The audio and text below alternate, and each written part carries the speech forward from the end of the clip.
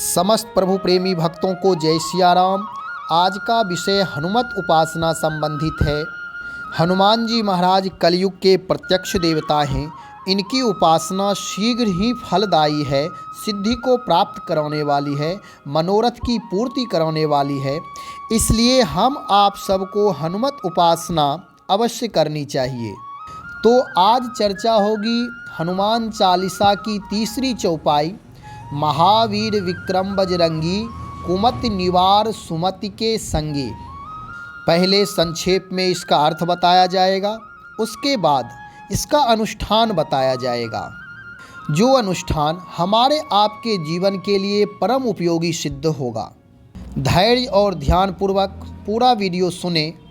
यह पूर्ण रूप से मौलिक चिंतन के आधार पर है, प्रयोगात्मक अनुष्ठान है। आप लोग भी इसका प्रयोग कर यानी अनुष्ठान करके लाभान्वित हों, हनुमान जी महाराज का आशीर्वाद प्राप्त करें। गोस्वामी तुलसीदास जी महाराज हनुमान जी के अनन्य भक्त हैं। उनके जीवन में जो भी कुछ घटित हुआ है, जो वैशिष्टता विराटता आई है, वह हनुमान जी की कृपा से ही प्राप्त है। गोस्वामी तुलसीदास जी महाराज के जीवन का प्रभाव, यश, कीर्ति, परोपकार, सद्भावना, समन्वय, ये सारी चीज़ें श्री हनुमान जी महाराज की उपासना से ही उन्हें प्राप्त हुआ है। हनुमान जी के लिए कोई भी कार्य कठिन नहीं है। कवन सु काज कठिन जग माही, जो नहीं होए तात तुम पाही।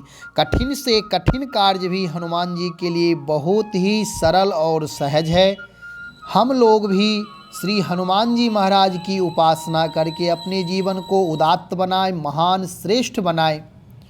सामान्य जीवन हम आप सबका जो भी है वह संस्कार प्रारब्ध के अनुसार प्राप्त होता है।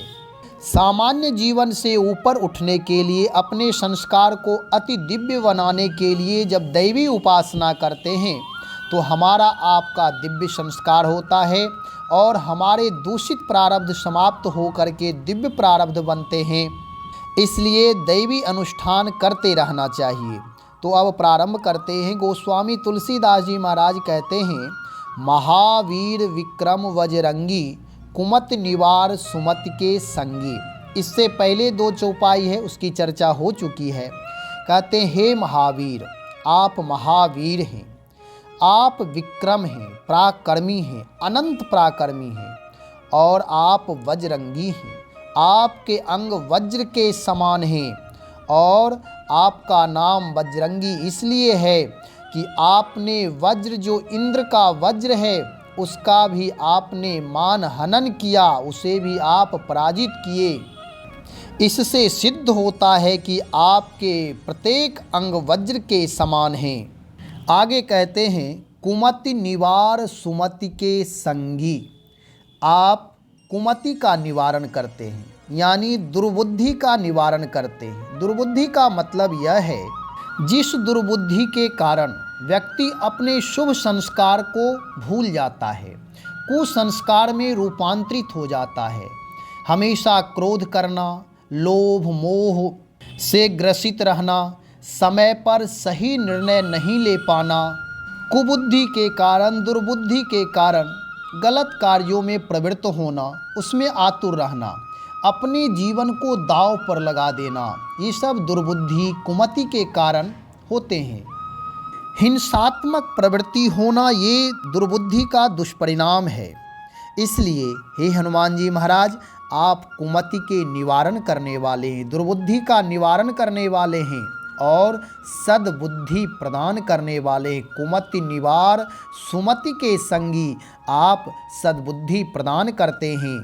सद्बुद्धि आते ही हमें पश्चाताप होता है, गलत कार्य किए हैं उसका पश्चाताप होता है, पुनः प्रवृत्त ना होने का शुभ संकल्प लेते हैं और उसी सद्बुद्धि के द्वारा परोपकार में रत हो जाते हैं।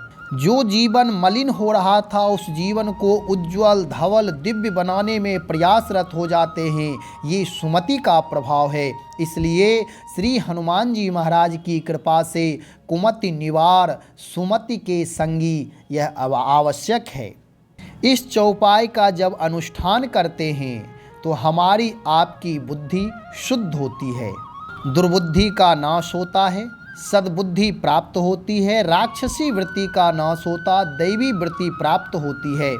इसकी व्याख्या बहुत लंबी की जा सकती है, परंतु यहाँ अनुष्ठान के लिए बताया जा रहा है, इसलिए संक्षेप में इसकी चर्चा हुई है।